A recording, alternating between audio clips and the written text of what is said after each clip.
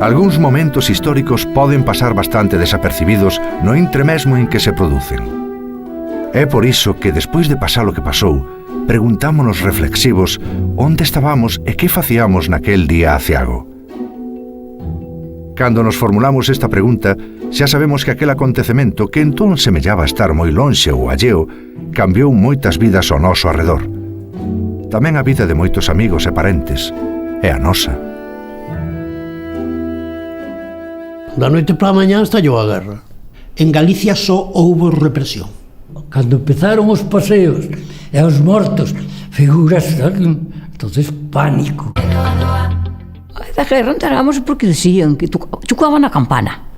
Eu estaba en sanidade militar en Ceuta cando instalou o Glorioso. Eu tiña 13 anos cando empezou a guerra.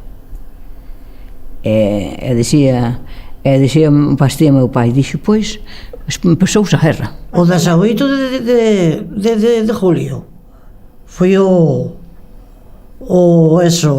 xa non podíamos salir a calle nin a nada, pois xa non toque de queda, Eu estuve en Santiago o día que saliron as tropas. Porque viñan aquí os coches cargados de soldados, uns e outros de beldeiros para levar cargados de xentiña os pobriños, ti. De repente eu vinme metido nun lío en que eu non sabía nin de onde viña, nin a onde iba. Recórdame que foron 2 ou 3 homens casados da nosa parroquia, e quedaban as mulleres cos seus neniños, algunhas tiñan bastante, pero pais de fillos e de todo, e viñan os camións como a quen levaba animales. Tira para arriba, non sabían nin ao que iban. E marchaban dicindo que non volvían máis, chorando. Eles viñeron e outros non viñeron. Viñan buscar os homens ás casas. Acordo-me que ali unha veciña marchou o fillo. Me acordo que a mí moita pena me dou. Marchou o fillo para a guerra e morreron unha chadelas de por ali veciños morreron. Eu cheguei a ter 4 irmãos xuntos na guerra. Despois viñera a orden de que os pais que tiveran máis de 3 fillos que tiñan dereito a reclamar 2. Outros non se nos ocurría pensar que nós íbamos ir á guerra, pero que eu cando acabou a guerra tiña 17 anos e se dura medio ano máis mobilízame. Chamaronme, claro, por o lado de Franco, que era onde estábamos nosotros, que Galicia quedara por o lado de Franco, e fui por o lado de Franco, estive sempre ao lado dele.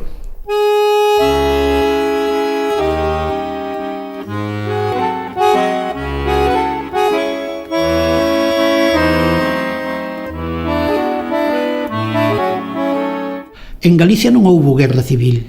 En Galicia, desgraciadamente, non houbo guerra civil. En Galicia só houbo represión. A guerra aquí foi recibida con moitos sacrificios humanos. Moita xente foi ás cunetas. Os fusilados, os paseados, os presos, os fuxidos, os atemorizados, as familias aterrorizadas. Pois moito medo, non? Porque en Vigo mesmo, cando íbamos a Vigo, pois tiñamos, cando se oían os avións, había que baixar pronto ao sótano. Daba medo, moito medo. Pelo menos eu tiña moito medo. E como a min os demais. Os que tiñan irmáns en edade de ir á guerra, marchaban. Os que tiñan familiares que pensaban de outro xeito, os que mandaban, pois pagaban as consecuencias. Anduven mes e pico, dormindo en casa de amigos e tal, pero sin presentarme porque pensaba que a guerra que iba a ser un fracaso dos sublevados. Non tiñamos medo que hasta a ignorancia xa non che facía ter medo. Eu era medo de matar con tiro. O tiro explotou así ao lado de mí nas pernas. Ao principio non, pero despois, cando empezaron os paseos e os mortos, figuras, entonces pánico.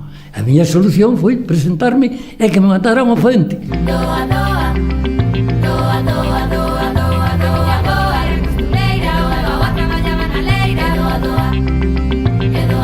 Da noite para a mañá estallou a guerra. Eu tiña 14 anos.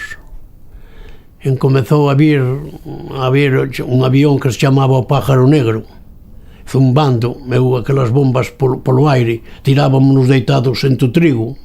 Empezaron a botar unhas bombiñas da Patacón, pero mataban tamén, e a metrallar. E uns xoraban, outros botaban as mãos á cabeza e ás veces marchábamos pro pajar. Ver os avións por encima, e o ruido e todo, tocar as sirenas, e baixar dun terceiro ao sótano, e estar ali como escondidos. Pois 3 anos deronme 2 tiros. O ano de estar ali xa me deron un tiro. Viñen para a casa, botei a casa 15 días, incorporeime, volvín a ir para o frente, ao pouco tempo deronme outro tiro.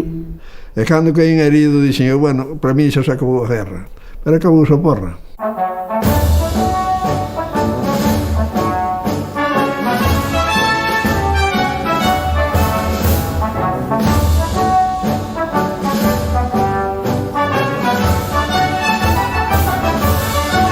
Éramos 3 amigos, 2 estudiantes.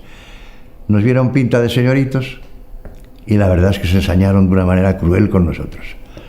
Porque no tenía razón ninguna de que en aquel momento en el frente nos mandaran barrer el frente, que es una tomadura de pelo, y nos mandaran a fregar perolas, a hacer el servicio de agua, una serie de cosas terribles.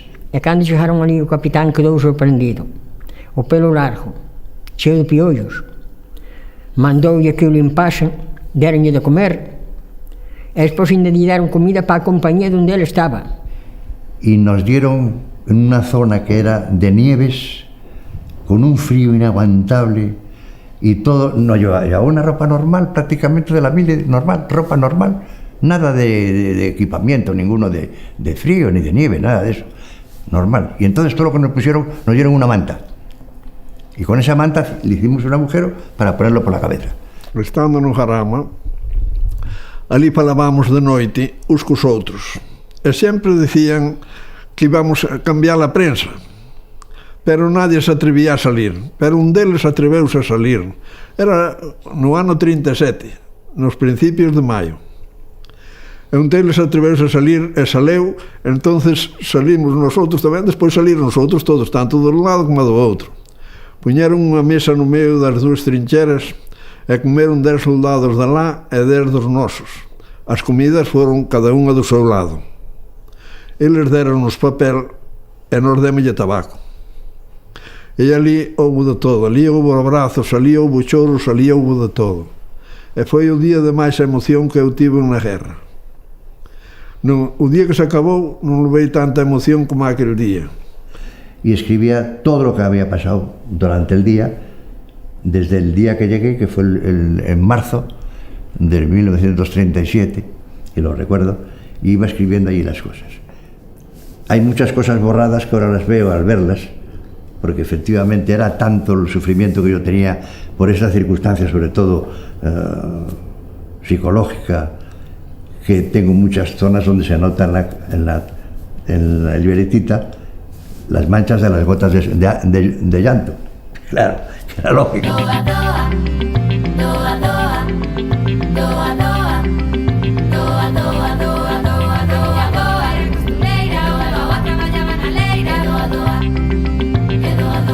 Viñan algunhas cartas, non sabes, que viñan da guerra, os que estaban na guerra e contábanos algo, que na mar despois nós non sabíamos nada. Que botaba temporadas sin ter carta no ardil,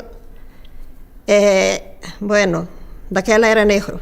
Pero o carteiro, que eu non o conocía, era un home de esquerdas, a moi boa persoa, e as cartas que viñan, guardabas ali, e leváballes a miña casa, cada mes ou así, leváballe un feixe de cartas. Viña unha carta a viña a outra, despois comunicábamos para saber dunha cousa e da outra. E sentíase moitas veces, houve un ataque moi grande, E de tal sitio morreron moitos e moitos, pero daqui nunca falaban os que morrían. Sempre os de longe. Os daqui morrían igual, pero non contaban. Y mi madre, en concreto, fue la escribana de muchísima gente que en la guerra tenía los hijos en la guerra y no sabía escribir. Entonces recibía las cartas, ya se las leía, y ya mi madre mismo escribió montones de cartas poniéndose en el papel del hijo.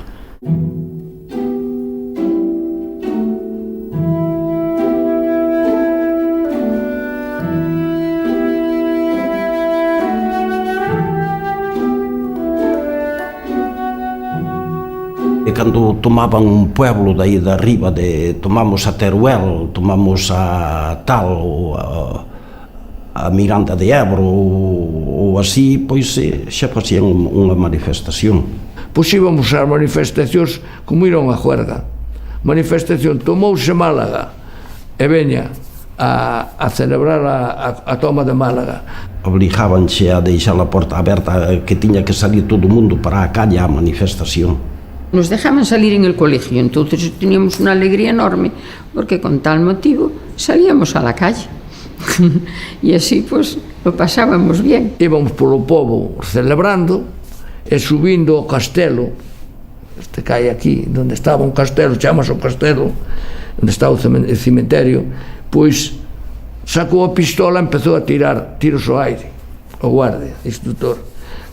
Entre dúcias e dúcias e dúcias de xente foille pegar un tiro ao seu fillo e morreu ademais desangrándose. Non era festa, non era festa, era o que había. Para min foi moi bo, porque todos os mozos marcharon para a guerra e quedou un, e ese un que quedou por ali todo o contorno veu para xunto de min e dixo-me se quería ser moza dele. Eu dixenlle que moza que non, agora é que podía vir xunto de min.